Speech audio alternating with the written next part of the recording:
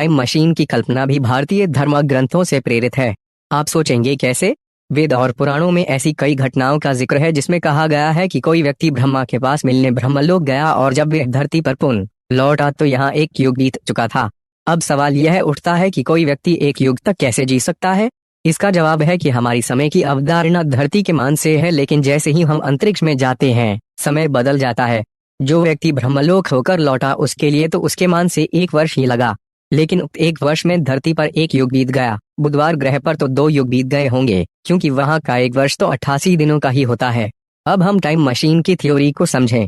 पहले यह माना जाता था कि समय निरपेक्ष और सार्वभौम है, अर्थात सभी के लिए समान है। यानी यदि धरती पर 10 बज रहे हैं तो क्या यह माने कि मंगलवार ग्रह पर भी 10 ही बज रहे होंगे? लेकिन आइंस्टीन के सापेक्षता सिद्धांत के अनुसार ऐसा नहीं है। समय की धारणा अलग अलग है। आइंस्टीन ने कहा कि 2 घटनाओं के बीच का मापा गया समय इस बात पर निर्भर करता है कि उन्हें देखने वाला किस गति से जा रहा है। मान लीजिए कि 2 जुड़वां भाई हैं ए और बी। एक अत्यंत तीव्र गति के अंतरिक्ष यान से किसी ग्रह पर जाता है और कुछ समय बाद पृथ्वी पर लौट आता है, जबकि बी घर पर ही रहता है। ए के लिए यह सफर हो सकता है 1 वर्ष का रहा हो, लेकिन जब वह पृथ्वी पर लौटता है तो 10 साल बीत चुके होते हैं। उसका भाई भी अब 9 वर्ष बड़ा हो चुका है, जबकि दोनों का जन्म एक ही दिन हुआ था। यानी ए 10 साल भविष्य में पहुंच गया है। अब वहां पहुंचकर वह वहीं से धरती पर चल रही घटना को देखता है तो वह अतीत को देख रहा होता है। जैसे एक गोली छूट गई, लेकिन यदि आपको उसको देखना है तो उस गोली से भी तेज गति से आगे जाकर उसे क्रॉस करना होगा और फिर पलटकर उसको देखना होगा, तभी वे तुम्हें दिखाई देगी।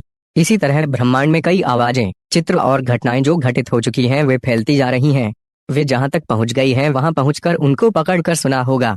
यदि ऐसा हुआ तो कुछ ब्रह्मांडीय किरणें प्रकाश की गति से चलती हैं।